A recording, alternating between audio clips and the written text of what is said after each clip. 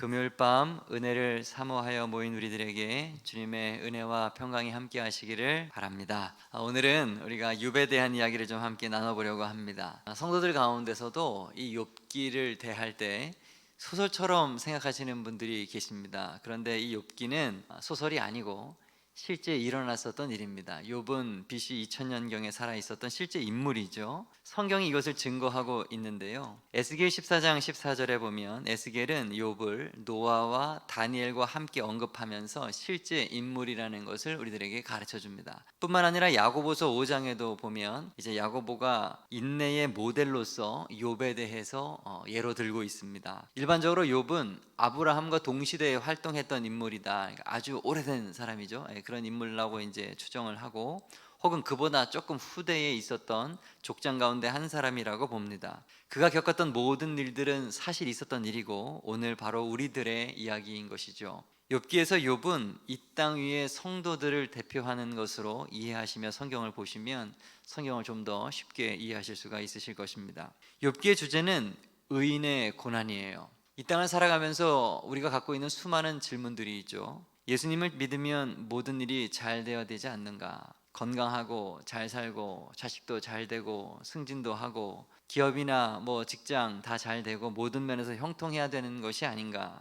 하나님을 믿지 않거나 악한 자가 벌을 먼저 받는 게 그게 순리에 맞는 것이 아닌가? 악인이 장수하고 선인이 단명하고 선인은 가난하고 고통받는 일이 많은데 악인은 부유하고 걱정 근심 없이 잘 사는 건 도대체 이게 무슨 일인가?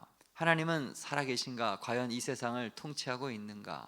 욥기는 이러한 사람들이 이해할 수 없는 질문들의 답을 주는 책이라고 할 수가 있겠습니다. 고난과 환난을 당하는 성도에게 원망하지 말고 공의의 하나님을 믿고 끝까지 믿음을 지키고 하나님을 바라보면서 잘 섬기라라고 하는 것이에요.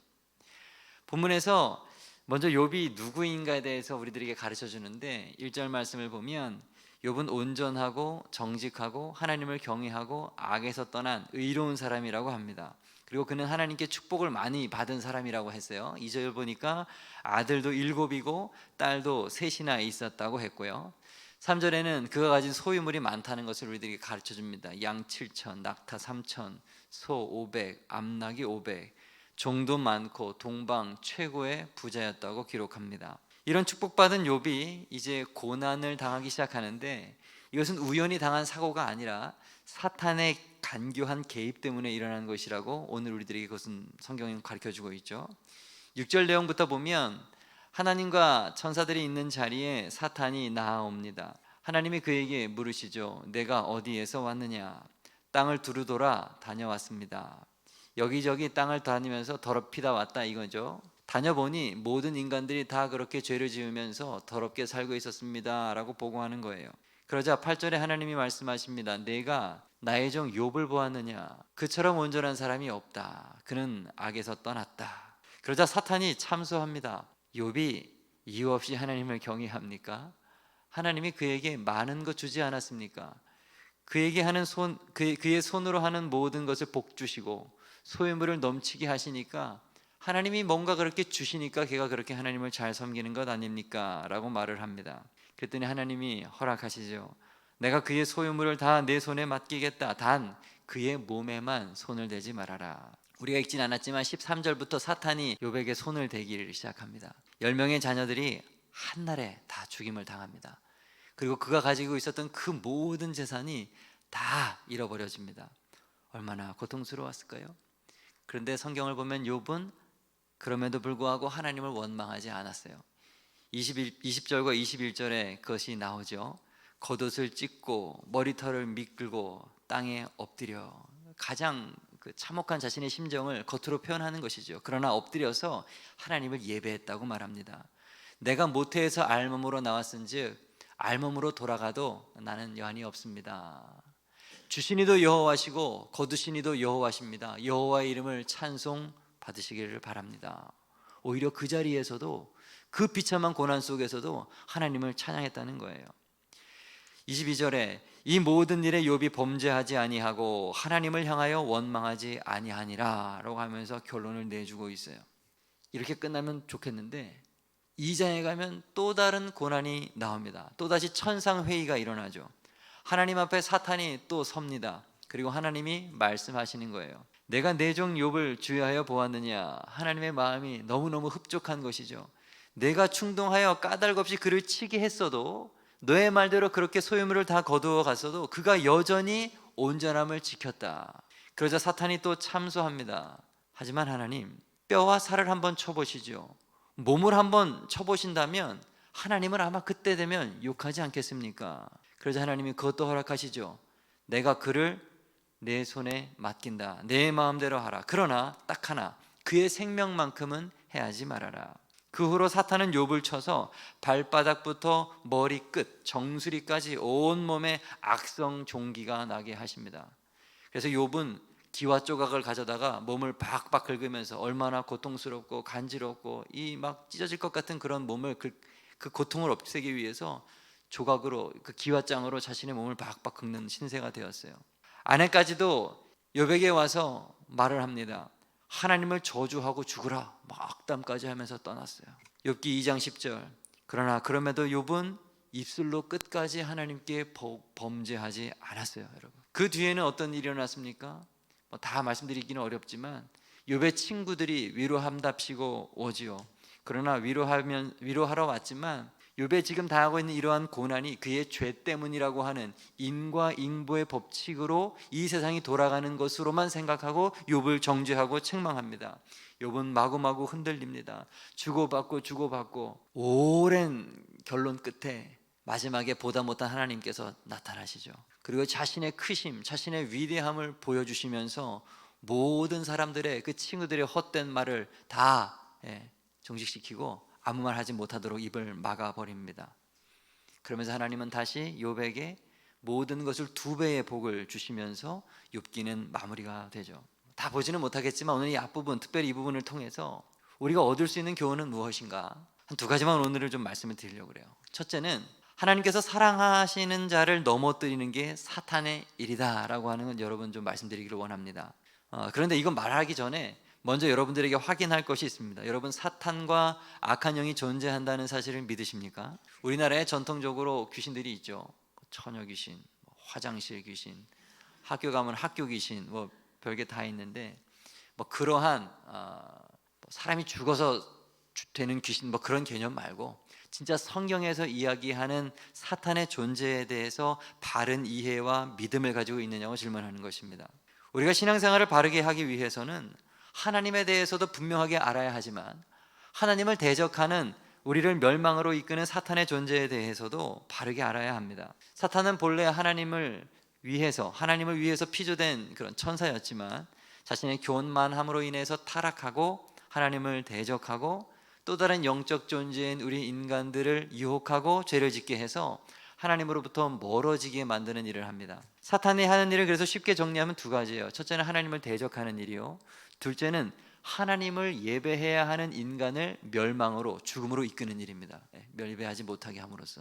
오늘 7절 말씀을 보면 사탄은 땅을 두루 돌아다녔다라고 기록하고 있습니다. 이것은 베드로전서 5장 8절의 말씀과 일맥상통하죠. 근신하라, 깨어라, 대적마귀가 우는 사자같이 두루 다니며 삼킬 자를 찾나니. 사탄은 어느 한 곳에 머물러 있지 않고 전 세계를 다니면서 자신의 활동 무대로 삼고 적극적으로 인간들을 유혹하고 멸망시키는 일에 최선을 다하고 있어요. 요한복음 14장 30절 말씀에 의하면, 예수님의 말씀에 의하면 사탄은 이 세상의 임금입니다. 임금이 무엇입니까? 통치자 아니에요? 지배자 아닙니까? 그렇습니다. 여러분, 이 세상은 사탄의 지배 아래에 있는 것입니다. 그래서 일찍이 사탄이 예수님을 시험할 때 천하 만국과 그 영광을 너에게 다 주겠다라고, 그래서 그런 말을 할 수가 있었던 것이죠. 세상은 사탄의 활동 무대입니다. 그렇다면 경건한 믿음을 가진 우리 성도들에게도 사탄은 역사하는가? 사탄은 성도들도 해방하는가? 네, 그렇습니다. 당연히 그렇습니다. 사실 세상 사람들은 이미 사탄에 속해가지고 자기만을 위한 삶을 살고 있기 때문에, 하나님을 위한 인생이 아니라 자기만을 위한 인생을 그들은 이미 살고 있기 때문에 사탄은 그들을 신경 쓸 필요가 없어요. 이미 잡은 물고기와 같은 것이죠. 그러므로 사탄은 오히려 믿는 우리에게 더 눈을 돌려서 언제 우리를 잡아먹을 기회가 될까 호시탐탐 노리고 있습니다. 오히려 더 사탄이 주목하여 보는 것은 믿지 않는 자가 아니라 믿는 자라는 사실이에요. 오늘 8절 말씀에 하나님께서 사탄에게 내가 내 종 욥을 주의하여 보았느냐라고 말씀하셨잖아요. 저 말은 사탄이 이미 욥을 누구보다도 눈여보고 있다는 것을 알고 하시면서 하시는 말씀인 거예요. 사탄은 성도 사이를 해집고 다니면서 회방하고 파괴하는 것입니다.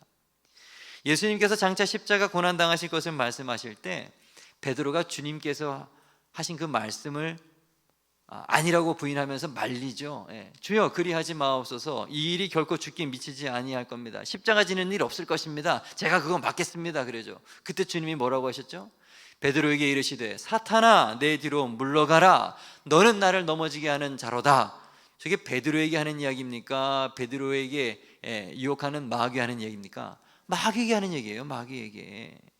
사탄은 베드로에게도 역사한 거예요. 수제자 베드로에게도. 그렇습니다. 사탄은 오히려 거룩한 신자를 목표로 하고 그를 회방하고 그를 넘어뜨리게 합니다. 오늘 욥을 생각해 보시죠. 욥이 왜 사탄으로부터 고난을 당해야 했을까요? 잘 생각해 보세요. 왜 욥이 사탄으로부터 고난을 당했을까요? 욥의 친구들이 정죄한 것처럼 그가 정말 죄를 범했기 때문에 그렇습니까? 그의 고난이 심판의 결과였기 때문에 그런 것입니까? 아니에요. 성경은 그가 온전했다고 얘기하고 정직했다고 얘기하고 하나님을 경외했다고 얘기하고 악에서 떠난 온전한 의인이라고 증거합니다. 하나님도 그렇게 말했잖아요. 욥은 의인이다. 죄를 지어가지고 고난을 당하는 게 아니라는 거예요. 그럼 대체 욥은 왜 고난을 당한 것인가? 역설적이게도 그의 의로움 때문에 그가 고난을 당한 거예요. 하나님을 너무 바르게 잘 믿었기 때문에 사탄이 그의 의로움을 시기하고 그를 질투했기 때문에 그런 것입니다. 그를 참소해서 욥의 죄와는 관계없이 고난을 당하도록 한 거예요. 이해가 되시죠? 죄 때문에 고난당한 게 아니라 오히려 의로움 때문에 고난을 당했다는 것을 명심하십시오. 여러분, 욥은 오늘날 예수 그리스도를 잘 믿는, 하나님을 잘 섬기는 성도들을 대표하는 인물입니다. 사탄이 욥을 괴롭히는 것은 사탄이 오늘 성도들을 무고히 괴롭히고 있다는 것을 보여주는 것이죠. 우리가 욥인 것입니다. 우리가 욥이에요.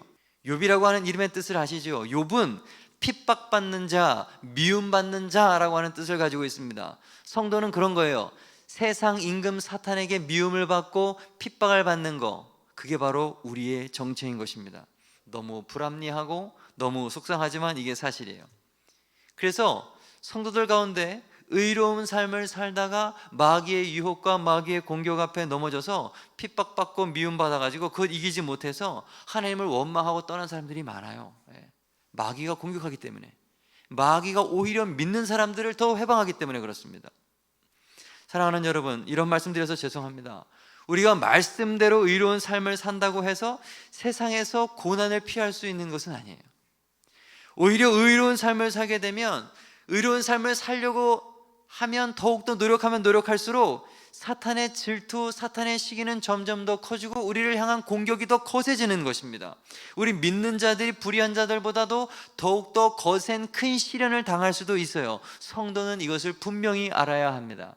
디모데후서 3장 12절 시작. 무릇 그리스도 예수 안에서 경건하게 살고자 하는 자는 박해를 받으리라. 아멘. 의롭게 살려고 하고 말씀대로 살려고 하고 경건하게 살려고 하는 사람은 반드시 마귀의 유혹을 받고 박해를 받습니다. 베드로전서 4장 12절 13절 다 함께. 사랑하는 자들아, 너희를 연단하려고 오는 불시험을 이상한 일 당하는 것 같이 이상히 여기지 말고 오히려 너희가 그리스도의 고난에 참여하는 것으로 즐거워하라. 이는 그의 영광을 나타내실 때에 너희로 즐거워하고 기뻐하게 하려 함이라. 아멘. 성도는 자신에게 닥친 고난을 이상하게 여길 것이 아니라 당연하게 받아들일 수 있어야 되는 거예요.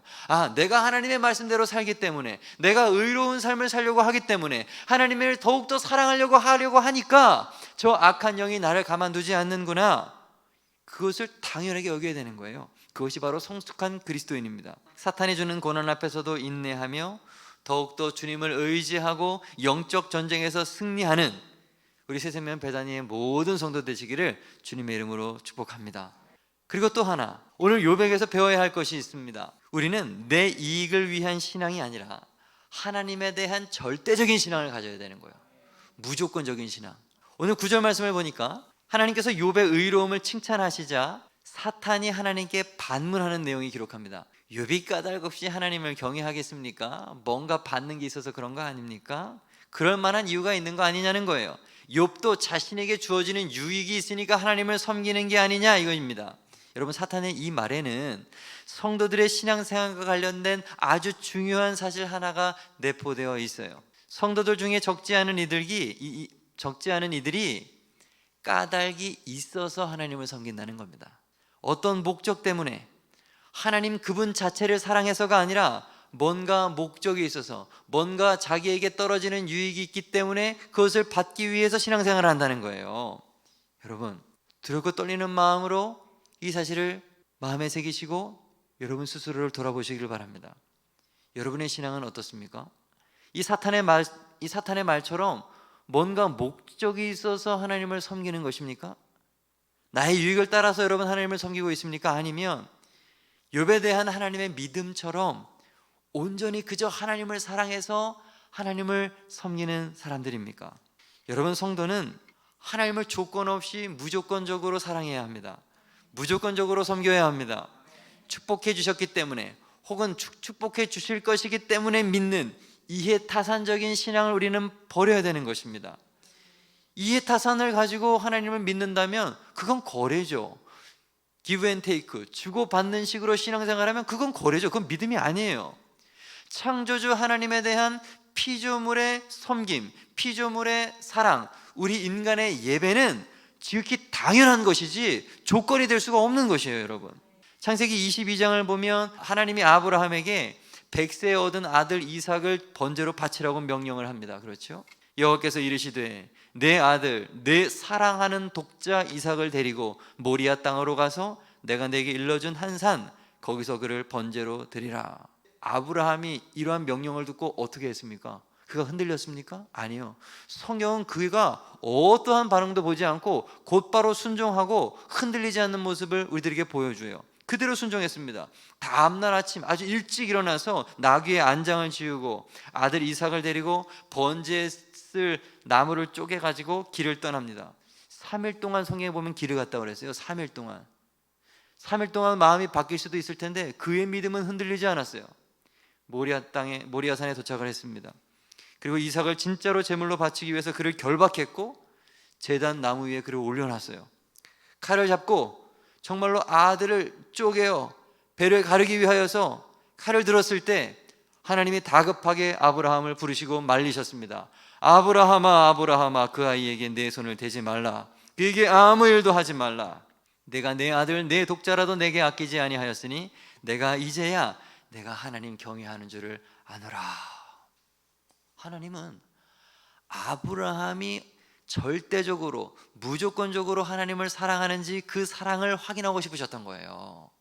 아무런 축복이 없어도, 아니 오히려 알 수 없는 시련과 고난이 그에게 닥쳐도 변함없이 하나님을 경외하는지, 하나님을 섬기는지 그의 믿음을 보기를 원하셨던 것입니다. 그렇습니다. 여러분, 하나님이 우리들에게 원하시는 것은 절대적인 믿음이에요. 절대적인 믿음이에요. 물질이나 명예나 형통이나 그 어떤 것도 하나님과 우리 사이의 사랑의 원인이 되기를 원하지 않으시는 것입니다.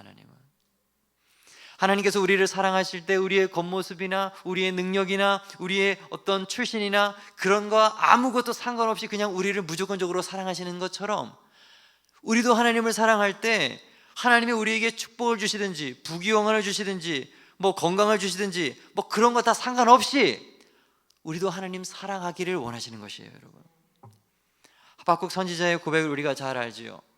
비록 무화과 나무가 무성하지 못하고 포도나무에 열매가 없고 감람나무에 소출이 없고 밭에 먹을 것이 없고 우리의 양이 없고 외양간에 소가 없을지라도 나는 여호와로 말미암아 즐거워하며 나의 구원의 하나님으로 말미암아 기뻐하리로다. 아멘. 나의 모든 것이 욥과 같이 다 잃어버린 그 순간에도 나를 구원해 주시는 그 여호와 하나님 한 분만으로 내가 만족할 수 있다고 하는 아주 성숙한 신앙인의 고백인 것입니다. 사랑하는 여러분, 우리도 조건 없이 하나님을 사랑하고 그분을 섬기고 그분을 예배하고 그분만 기뻐하는 그런 성도가 되었으면 좋겠습니다. 이 욥이 우리들에게 주는 교훈입니다. 말씀을 정리하죠. 첫째, 하나님께서 사랑하시는 자를 넘어뜨리는 게 사탄의 일이에요. 이것을 극복하기 위해서 어떻게 하는가? 우리는 내 이익을 위한 신앙이 아니라 하나님에 대한 절대적인 신앙을 가져야만 마귀의 유혹으로부터 넘어지지 않습니다. 여러분, 이 세상에서 일어나는 모든 일은 사람의 머리로 다 이해할 수가 없어요. 혼란과 혼동으로 가득한 이 세상입니다. 선한 사람과 악한 사람, 부한 사람과 가난한 사람, 건강한 사람과 건강하지 못한 사람, 잘난 사람과 못난 사람, 높은 사람과 낮은 사람, 머리가 좋은 사람과 그렇지 않은 사람, 다 뒤섞여 살아요. 그리고 태어날 때부터 막 그렇게 태어나요. 여러분, 이러한 차이를 어떻게 설명합니까? 세상은 불공평해요. 세상은 불공정합니다. 불균형적이고 모순투성입니다. 모든 것이 질서 없이 막 뒤섞여서 막 돌아가요. 인생을 살기도 전에 태어나는 그 순간에 그의 인간은 불공평하게 태어납니다. 재벌의 가정에서 금수저 물고 태어난 애도 있고요, 아주 어려운 가정에서 흙수저 물고 태어나기도 합니다. 도저히 이해할 수 없는 것이 세상입니다. 악인이고 선인이고 모두 고난과 형통이 막 섞여가지고 함께 겪으면서 살아가는 게 이 세상 아닙니까? 그런데 여러분 기억하세요? 그 가운데서 하나님은 우리를 보고 계신다는 사실이에요. 악과 선이 공존하고 오히려 악이 더 번성하고 흥황해가는 세상에서 하나님은 알곡과 가라지를, 양과 염소를, 좋은 물고기와 나쁜 물고기를 가르고 계십니다. 그리고 그날에 하나님은 사람을 그 심판대 앞에서 정확하게 가르실 것이에요. 그날에 하나님의 밝은 빛 아래에서 우리가 지금은 도무지 알 수 없는 이런 여러 가지 질문들, 세상의 그 모순투성이, 그런 것들, 이런 것들을 밝혀 보여주실 것입니다. 모든 슬픔과 모든 억울함들이 그날에는 위로가 될 것이고, 선이 악을 이기고 하나님의 공의가 바르게 서할 것입니다. 그렇다면 이 땅에서 믿는 우리가 믿지 않는 사람들과 다른 게 뭔가요, 여러분? 다른 게 뭐예요? 나은 게 뭡니까? 어리석은 대답 같지만 우리에게는 믿음이 있다는 사실입니다. 로마서 8장 28절, 우리가 알거니와 하나님을 사랑하는 자 곧 그의 뜻대로 부르심을 입은 자들에게는 모든 것이 합력하여 선을 이루느니라. 우리의 인생에 고난이 오든 형통이 오든 우리 인생의 모든 것이 나를 단련하고 훈련하여서 완전한 믿음으로 선으로 이끄시는 하나님의 솜씨라는 것을 여러분 믿으시기 바랍니다. 이것이 믿어지신다면 그 인생은 참으로 복된 인생입니다. 오늘도 하나님 아버지에 대한 절대적인 믿음으로 무장하는 이 금요일 밤이 될 수 있기를 주님의 이름으로 축복합니다. 아멘. 기도하겠습니다.